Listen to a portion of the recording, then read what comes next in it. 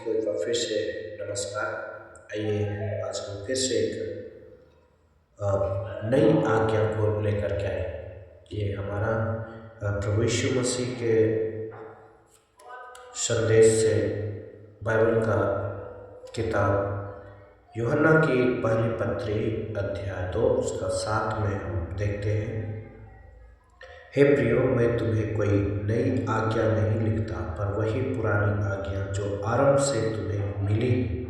यह पुरानी आज्ञा वह वचन है जिसे तुमने सुना है। और इसके रिलेटेड और एक वचन को पढ़ेंगे। मरकुस सुसमाचार उसका हम देखते हैं 12वां अध्याय और 28 से 31 पद में इस प्रकार से प्रभु का वचन बताता है। मरकुस 12 अध्याय उसका 28 से 31 पद। शास्त्रियों में से एक ने आकर उन्हें विवाद करते सुना, और यह जानकर कि उसने उन्हें अच्छी रीति से उत्तर दिया, उससे पूछा, सबसे मुख्य आज्ञा कौन सी है? यीशु ने उसे उत्तर दिया, सब आज्ञाओं में से यह मुख्य है। हे इस्राएल सुन, हमारा परमेश्वर एक ही प्रभु है, और तू प्रभु अपने परमेश्वर से अपने सारे मन से और अपने सारे प्राण से और अपनी सारी बुद्धि से और अपनी सारी शक्ति से प्रेम रखना। और दूसरी यह है, तू अपने पड़ोसी से अपने समान प्रेम रखना। इससे बड़ी और कोई आज्ञा नहीं। मेरे प्रियो, ये नई आज्ञा है इसलिए क्योंकि ये मुख्य रूप से इस बात पर आधारित है कि हमें बताता है, पहली बात, हमें परमेश्वर से प्रेम करना। नई आज्ञा में पहली आज्ञा हम ये जानते हैं, हमें परमेश्वर से प्रेम करना है। और परमेश्वर का प्रेम सब मनुष्यों से प्रेम है। और ये जो प्रेम है, परमेश्वर का प्रेम, हमें बताता है हमें शत्रुओं के लिए प्रार्थना करना। और जो बातें हैं वो ये है कि हमें बुराई के बदले भलाई करना, बुराई के बदले बुराई नहीं करना। ये है नई आज्ञा। और 5वीं बात है पलटा ना लेना, अर्थात हमें बदला नहीं लेना। यदि हमारे साथ कोई बुराई करता है तो हमें भी उसके बदले में बुराई नहीं करना है, अर्थात वो काम परमेश्वर के लिए छोड़ देना है। अगली बात जो है, हमें आत्मिक बातों को प्राथमिकता देना है।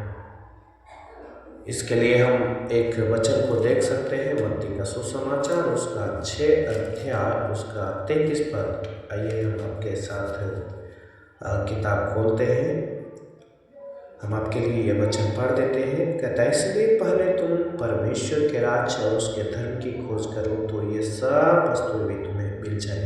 मेरे प्रियो, हमें सबसे पहला प्राथमिकता अर्थात किसको देना है? आत्मिक बातों को प्राथमिकता देना है। हमें संसारिक बातों के ऊपर ज़्यादा मन नहीं लगाना है।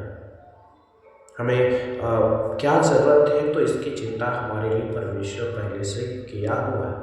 हमें क्या खाना है, क्या पीना है, इसके विषय में परमेश्वर हमारे लिए चिंता करता है। इसलिए हमें चिंता क्या करना है? हमें आत्मिक बातों को प्राथमिकता देना है, उसी की खोज में रहना। और आखिरी बात जो हम बताने के लिए जा रहे हैं, नया हृदय पाने से ही यह संभव होता है। जब तक हम नया हृदय, नया मन परमेश्वर की ओर से नहीं प्राप्त कर लेते हैं, तब तक ये संभव नहीं है। जब आप परमेश्वर की ओर से नया हृदय पा लेते हैं, तब आपके लिए ये सारा बात परमेश्वर के अनुग्रह से संभव हो जाएगा। क्या क्या बात? परमेश्वर से प्रेम करना, दूसरा बात सब मनुष्यों से प्रेम करना, तीसरा बात, शत्रुओं के लिए प्रार्थना करना। चौथा बात, बुराई के बदले भलाई करना। पांचवी बात है पलटा ना लेना अर्थात बदला ना लेना।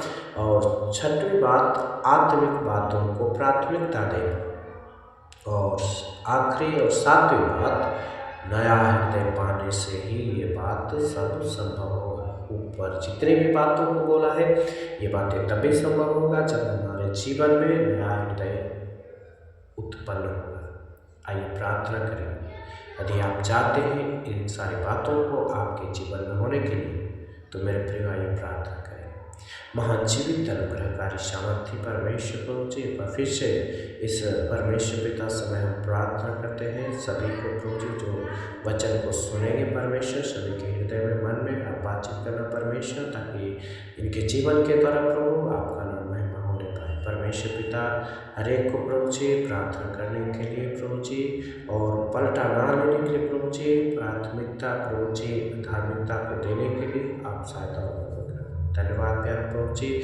यदि इनके जीवन में कोई परमेश्वर पिता दुख है, वेदना है, अशांति है, तो प्रभु यीशु आपकी शांति हरेक वचन सुनने वालों के जीवन में काम करने पाए और आपकी परमेश्वर पिता प्रभु आशीष हरेक के जीवन में फलने के लिए हम प्रार्थना करते हैं। हरेक बुराई को दूर करके अपनी परमेश्वर पिता भलाई को उत्पन्न कीजिए। धन्यवाद पिता, प्रार्थना सुना यीशु के नाम से मांगते हैं, आमीन।